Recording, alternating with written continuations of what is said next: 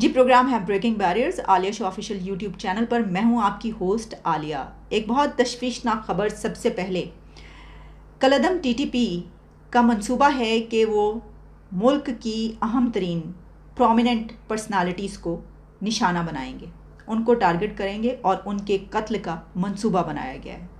ये खबर इस वक्त मेरे सामने जियो न्यूज़ पर मौजूद है, जिसमें यह कहा गया है कि कलअदम टीटीपी का अहम शख्सियात को निशाना बनाने का मंसूबे का इंकशाफ, उनके इस प्लान का पता चला है। और आप ये जानते हैं कि कल सिराजुल हक पर हमला हुआ है और सिराजुल हक साहब कब पर जो हमला हुआ है वो उसमें महफूज रहे हैं, बच गए हैं, लेकिन उनके 7 लोग इसमें ज़ख्मी हुए हैं। उसमें भी दहशतगर्द तंजीम के बारे में कहा जा रहा है कि हमला हुआ है। अब ये उस हमले के बाद रिपोर्ट सामने आई है या ये रिपोर्ट पहले से आ चुकी थी, पता था, अलर्ट जारी किया गया था, लेकिन इसकी डिटेल्स मैं आपके सामने रखती हूँ। जिन लोगों को निशाना बनाने का मंसूबा है वो ये कहा गया है कि कलअदम टीटीपी और जमातुल अहरार का अस्करी और हसास इदारों के हेड्स को, सरबराहों को निशाना बनाने का मंसूबा है। और सिर्फ हसास इदारे यानी एजेंसी, सिक्योरिटी फोर्सेस और जो भी फ़ौज से मुतालिक इदारे हैं, उनसे ताल्लुक़ रखने वाले जो लोग हैं, इम्पॉर्टेंट पर्सनालिटीज़ हैं, उनको निशाना बनाने और कत्ल का मंसूबा है। और इसके अलावा कलअदम जमातों का हुकूमती ओहदेदाराना यानी जो गवर्नमेंट के लोग हैं और जो पब्लिक ऑफिस होल्डर हैं, उनमें से भी कुछ लोग जिनके नाम इसमें हैं, मरियम नवाज़ और होम मिनिस्टर राना सनाउल्लाह भी उनके निशाने पर है।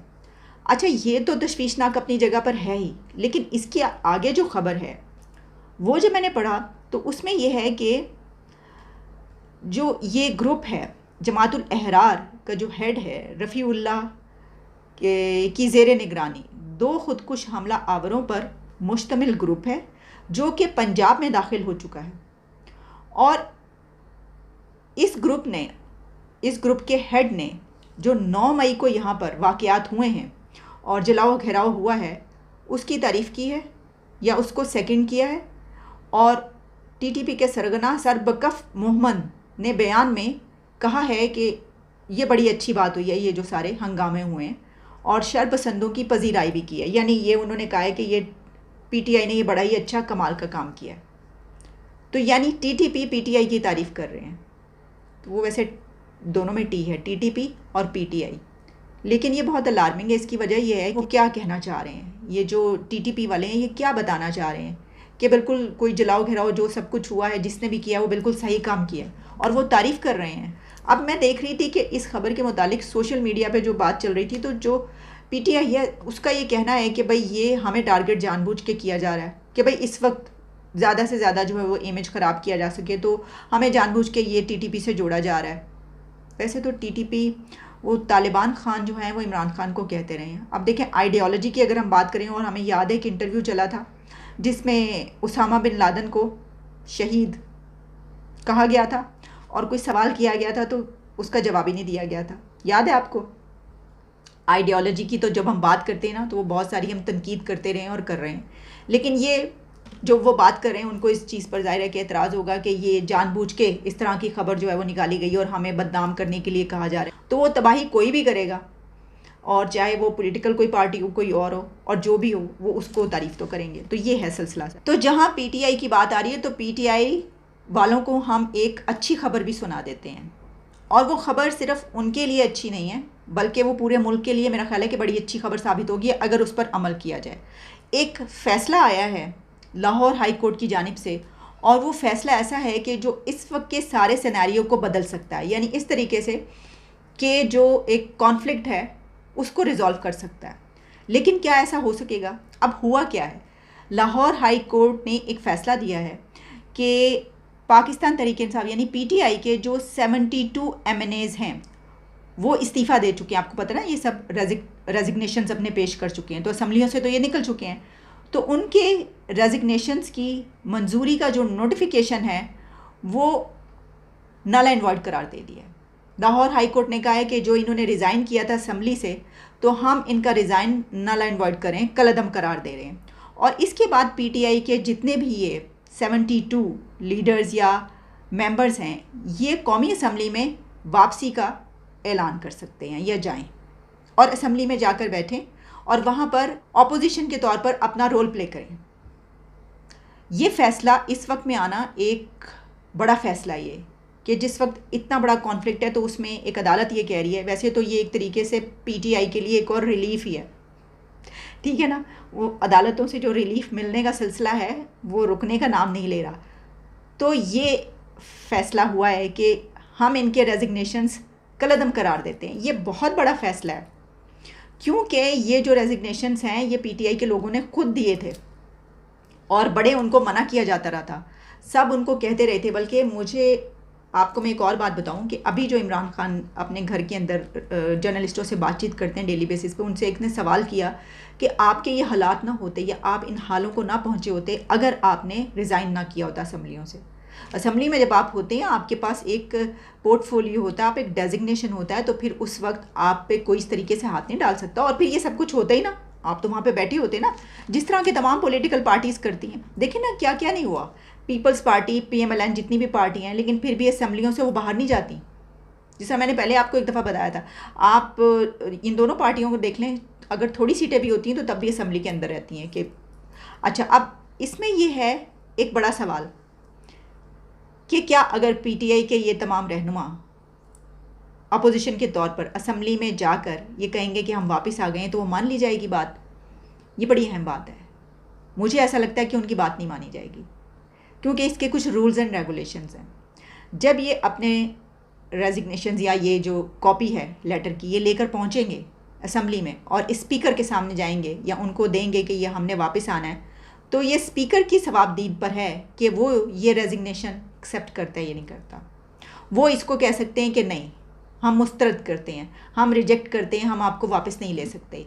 ये आउट ऑफ रूल है, ये कवायद के ख़िलाफ़ है, रूल्स एंड रेगुलेशंस के ख़िलाफ़ है। ऐसा कभी नहीं हुआ और ऐसा हो ही नहीं सकता। और मेरा ख्याल है कि रूल्स एंड रेगुलेशंस इसके कुछ इस तरीके से हैं कि शायद वो नहीं जा सकते, लेकिन ये तो एक लॉ एक्सपर्ट ही बता सकता है। अच्छा, सिर्फ रूल्स एंड रेगुलेशंस की भी बात नहीं है। इस वक्त अभी तक जिस तरह मैंने कहा कि इमरान खान जब बात करते हैं तो वो अपनी ओपोनेंट पार्टीज़ को गालियाँ दे दे के बात करते हैं। चोर चोर, डाकू, लुटेरे, भगोड़ा, यानी वो उस जगह पे हैं जहाँ पे दीवार से लगे हुए हैं, जहाँ पे जान के लाले पड़े हुए हैं, वो फिर भी वही ज़ुबान इस्तेमाल कर रहे हैं। तो इस सिचुएशन में क्या आप समझते हैं कि उनकी मुखालिफ पार्टियाँ जो असम्बली में हैं, तो वो कहेंगी कि हाँ ये तो सत्य खैर है, आ जाएँ, फूलों के हार पहनाएंगे क्या वो इनको, और कहेंगे बिल्कुल ज़रूर आइए तशरीफ़ रखिए, तो आड़ा इंतज़ार सी सानू थे, आ जाओ जी, बैठो बैठो, तशरीफ़ रखो। ऐसा तो नहीं होगा।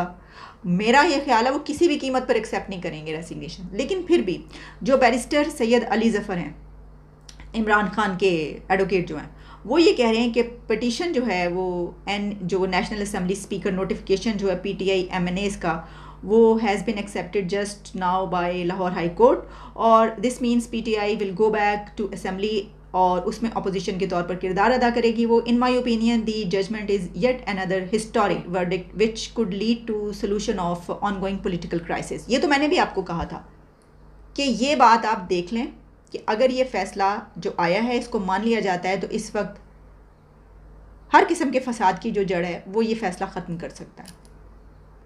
और अगर पीटीआई एज ए अपोजिशन बैठ जाती है असम्बलीज़ में जाके, तो हम भी शुक्र अदा करेंगे। ये जो इतना बड़ा एक कॉन्फ्लिक्ट बना हुआ है और तमाम इदारे इसमें दस्तो गरेबा हैं एक दूसरे के साथ, जो कुछ हो रहा है, आर्मी चीफ़ का बड़ा ही स्ट्रिक्ट स्टैंड है इसके ऊपर। और मैं आज बल्कि आपको दिखाना चाह रही थी, ये देखिए ये किताब है ना, ये देखिए ये किताब है एक, है जी। अब ये जो किताब है ना, इसका मुदस्सर अब्बास इसके राइटर हैं, बहुत ज़बरदस्त किताब है ये आप पहला पेज देख रहे हैं, और उसके आगे ये लिखा हुआ है कि ये किताब उन किताबों के नाम जो कभी ना लिखी जा सकी और ना कभी लिखी जाएंगी। वो तमाम किताबें जो लोग लिखना चाहते थे लेकिन नहीं लिख सके, कभी लिखी नहीं जा सकी, उनके नाम है। अब आगे देखें क्या लिखा हुआ है, देख रहे हैं आप, ये देखते जाएं आप।